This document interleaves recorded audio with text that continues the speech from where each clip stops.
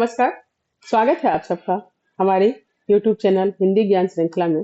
जैसा कि आप जानते हैं कि इस समय हम लोग भक्ति काल पे विशेष रूप से चर्चा कर रहे हैं और भक्ति काल के अंतर्गत इस समय कबीरदास जी के विषय पे विशेष रूप से चर्चा हो रही है, जिसके अंतर्गत हम लोग आलोचनात्मक प्रश्न पे इस समय विशेष रूप से ध्यान दे रहे हैं।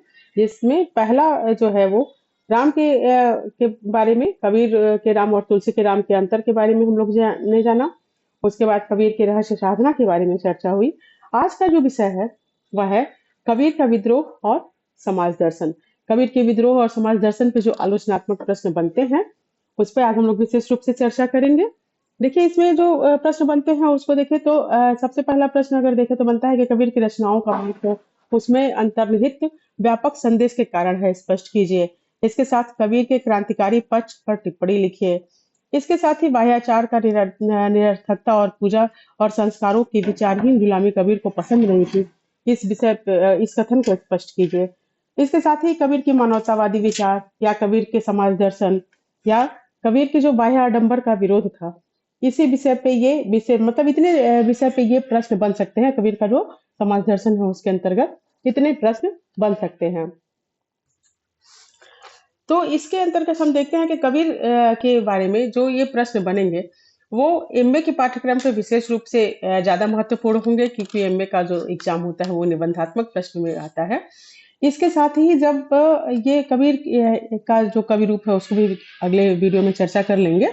तो कबीर का जितना भी हमने पढ़ाया है वो पूरे पाठ्यक्रम पे बहुविकल्पीय प्रश्नों को रखेंगे, जो कि बीए के लिए बहुत महत्वपूर्ण होगा। इसके साथ ही सीटेट, नेट और जेआरएफ के लिए भी बहुत ज्यादा महत्वपूर्ण प्रश्न उसमें होंगे, क्योंकि वो जो है वो बहुविकल्पीय रूप में होता है परीक्षा उसकी। तो आज के विषय में देखते हैं, आज निबंधात्मक प्रश्न के तौर पर कबीर के समाज दर्शन को देखते हैं। जैसा कि आप जानते हैं कि कबीर का आविर्भाव जो है वह 15वीं शताब्दी में हुआ था और वे 16वीं शताब्दी के मध्य तक विद्यमान थे। इनके समय में सर्वाधिक उथल पुथल समाज में व्याप्त था।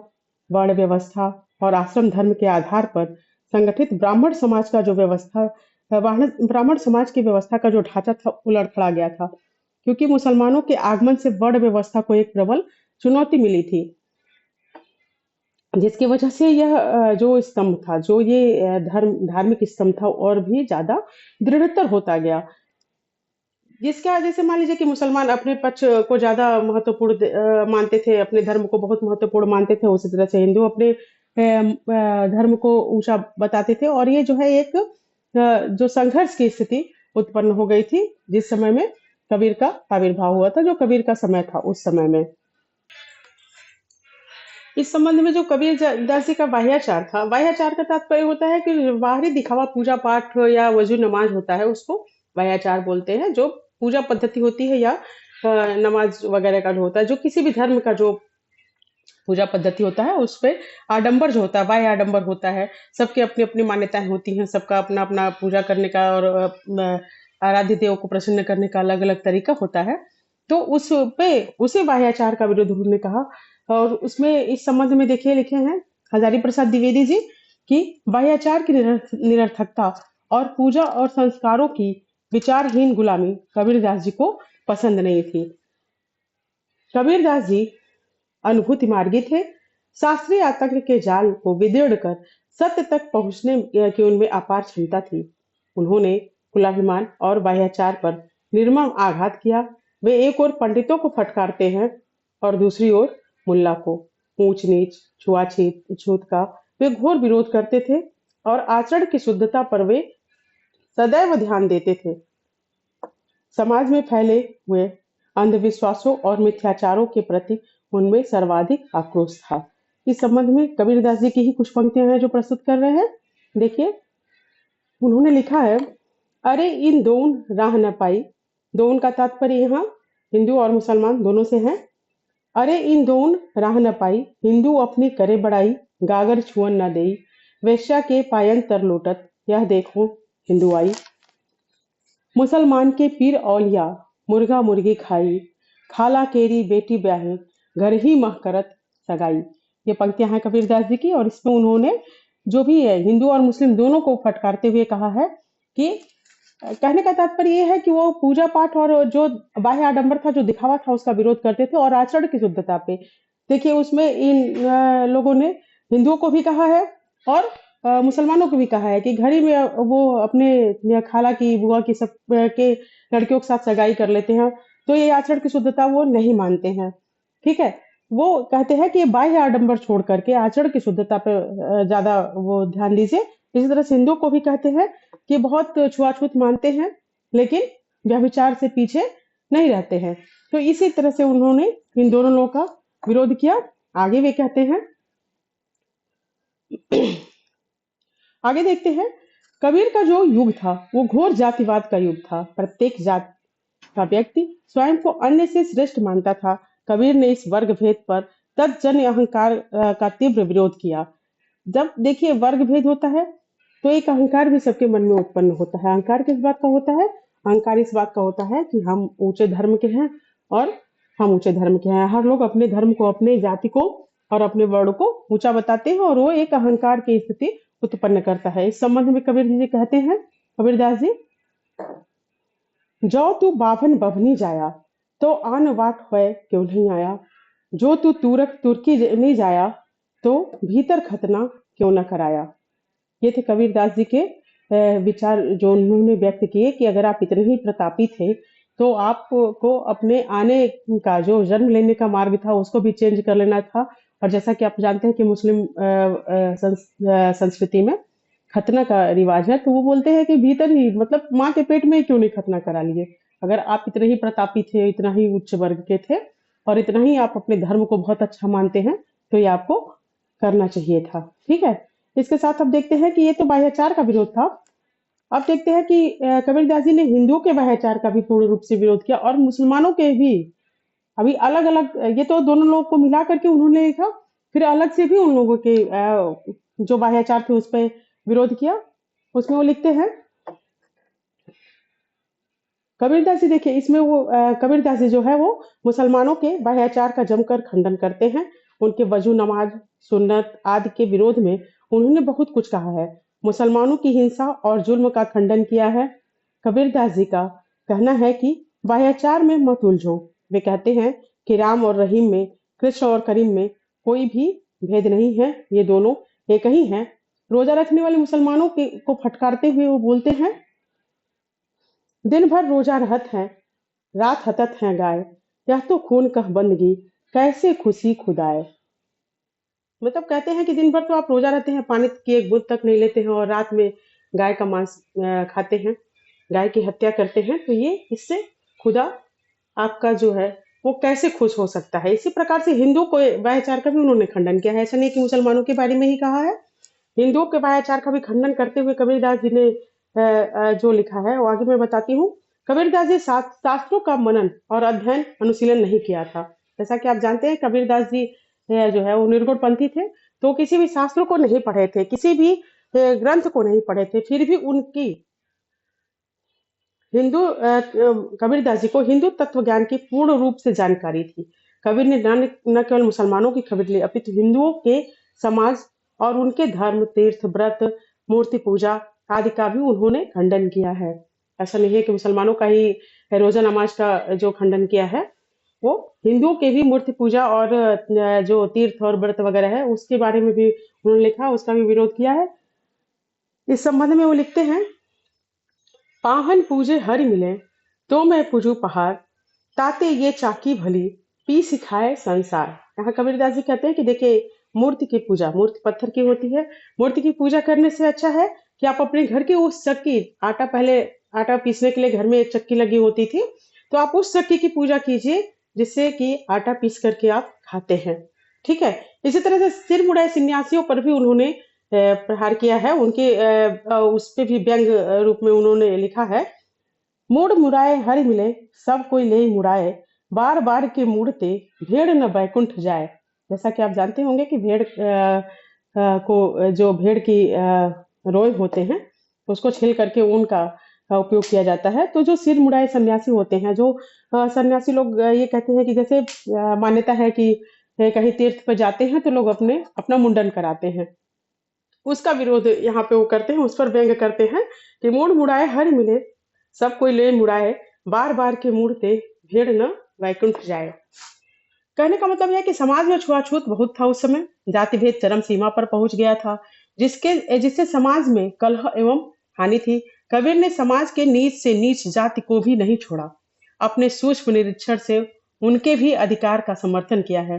वे लिखते हैं, एक बूंद एक मलमूत्र, एक चरम एक गुदा, एक ही ज्योति से सब उपजाना, को वामन को सूदा। यहाँ देखिए वर्ण व्यवस्था और जाति व्यवस्था पर वो करारा प्रहार करते हैं। कहते हैं कि एक ही ईश्वर से सभी लोग उत्पन्न हुए हैं, तो उसमें कौन ब्राह्मण है और कौन शूद्र है। सब मतलब कहने का मतलब उनका है कि सब लोग एक समान है, कोई किसी में भेदभाव नहीं है, क्योंकि भेदभाव की जो भावना है उसी से जो विषमता उत्पन्न होती है समाज में, उसके बारे में वो कहते हैं। आगे देखते हैं कि कबीर की जैसे ये जो सामाजिक स्थिति थी उसमें आर्थिक स्थिति पर भी उन्होंने व्यंग किया है। आर्थिक स्थिति देखिए, जब आर्थिक विषमता आती है तो समाज में वो भी एक विद्रोह का कारण होता है। गरीब अमीर भेदभाव ये जो होता है, इसमें भी उन्होंने विरोध किया है। समाज के आर्थिक पहलू पर कबीर समरसता के पोषक हैं। जीवन यापन के लिए जितना धन आवश्यक है, उसी के वो समर्थक हैं। संचय की प्रवृत्ति जिससे विषमता की स्थिति उत्पन्न होती है। मान लीजिए कोई बहुत ज्यादा धन को संचित किया, वो अमीर हो गया, कोई नहीं कर पाया तो वो गरीब हो गया। तो ये जो आर्थिक विषमता इसके कारण से उत्पन्न होती है, उसका वो विरोध करते हैं। आवश्यकता से अधिक धन जोड़ने को कभी कदापि भी उचित नहीं मानते हैं। थोड़े में ही संतोष करने का उन्होंने उपदेश दिया है समाज को। वो कहते हैं कि जितनी जरूरत है, जितनी आपकी आवश्यकता है उतना ही लीजिए, बाकी आप बहुत ज्यादा धन के पीछे भाग करके आर्थिक विषमता को उत्पन्न मत करिए। इस संबंध में उनका कहना है, कहे कबीर नर गर्भ न कीजिए, जेता तन तेती हुई लीजिए। यहाँ देखिए जेता तन तेती हुई लीजिए से तात्पर्य इनका है कि जितनी आपकी आवश्यकता हो उतना ही आप धन का संचय कीजिए, धन का अर्जन कीजिए। बहुत ज्यादा संचय करके आर्थिक विषमता को जन्म मत दीजिए। अब देखते हैं कि कबीर का जो सहज धर्म था, सहज धर्म से तात्पर्य है कि एक समान धर्म। कबीरदास जी जो है वो सहज दिनचर्या और धार्मिक दिनचर्या में कबीर कोई भेद नहीं मानते हैं। इनका मूल मंत्र था समदृष्टि। कबीर ने समदर्शिता के साथ ही साथ अन्य नैतिक संयमों पर भी बल दिया है, जिनमें सत्य, अहिंसा, अपरिग्रह, परोपकार, ब्रह्मचर्य, इंद्रिय निग्रह, सत्संग आदि प्रधान है। लेकिन उनका विशेष ध्यान समष्टि के उन्नयन पर ही अधिक रहा है। कबीर को उस संक्रांति काल में पथ प्रदर्शक का कार्य करना था, इसलिए उन्होंने एक ऐसे सामान्य धर्म और सामान्य समाज की स्थापना आवश्यक समझा जिसके आधार पर मानवता का विकास हो सके। उन्होंने साफ कहा है कि पुस्तकों में ज्ञान नहीं है, ज्ञान तो अनुभव का विषय है। कबीर ने उन सभी वेद शास्त्रों, कुरान पुराण, धार्मिक ग्रंथों को मानने से कतई इनकार किया है, जिनसे मानव समाज में परंपरागत मान्यताओं को ही अभिव्यक्ति मिली है। और उनके मतानुसार सच्चा ज्ञानी तो वही है जो सबसे प्रेम कर सके। वे लिखते हैं इस संबंध में, पोथी पढ़ पढ़ जग मुआ, पंडित भया न कोय, एक के आखर प्रेम का, पढ़े सो पंडित होए। यहाँ ये उपदेश देते हैं कि जो भी पूजा पाठ है, जो भी आपकी दिनचर्या है, वो आपकी अलग नहीं होनी चाहिए। देखिए सहज दिनचर्या और साधनात्मक दिनचर्या जो है, धार्मिक दिनचर्या, दोनों में अंतर की बात अगर करें तो आप देखते हैं कि जैसे हम लोगों का है कि व्रत है, पूजा है, इसको उस दिन की, जिस दिन हम लोग व्रत रहते हैं उस दिन की दिनचर्या अलग हो जाती है। नवरात्रि है या दुर्गा पूजा है या दीपावली है, तो वो जो दिनचर्या होती है वो अलग हो जाती है। व्रत के दिन की दिनचर्या अलग हो जाती है और रोज वाली दिनचर्या जो होती है, दैनिक दिनचर्या, वो अलग हो जाती है। इसी तरह मुसलमानों का है कि रोजा वगैरह है तो उन लोगों का भी दिनचर्या अलग हो जाता है। तो वो कहते हैं कि ऐसा नहीं होना चाहिए, एक सहज धर्म होना चाहिए। कहने का उनका तात्पर्य यह है कि आप अपने आराध्य देव को हमेशा, नाम जप की महत्ता को बताते हैं, हमेशा अपने आराध्य देव को स्मरण करते रहिए, लेकिन अपने ये जो बाह्य आडंबर है उसमें मत फंसिए। अपने आप को भी कष्ट मत दीजिए और दूसरों को भी उसमें परेशानी नहीं होगी। आप एक सहज धर्म, दैनिक दिनचर्या जैसे आपकी है वैसे आपकी धार्मिक दिनचर्या भी होनी चाहिए। और ये जो उन्होंने कहा है कि पोथी पढ़ पढ़ जग मुआ, पंडित भया न कोय, एक के आखर प्रेम का पढ़े सो पंडित होए।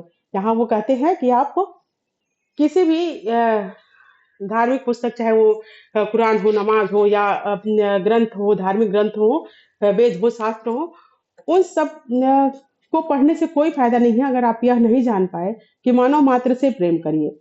उनका मूल मंत्र है कि आप मानव मात्र से प्रेम करें, जीव मात्र से प्रेम करें, और सबको एक समान समझें।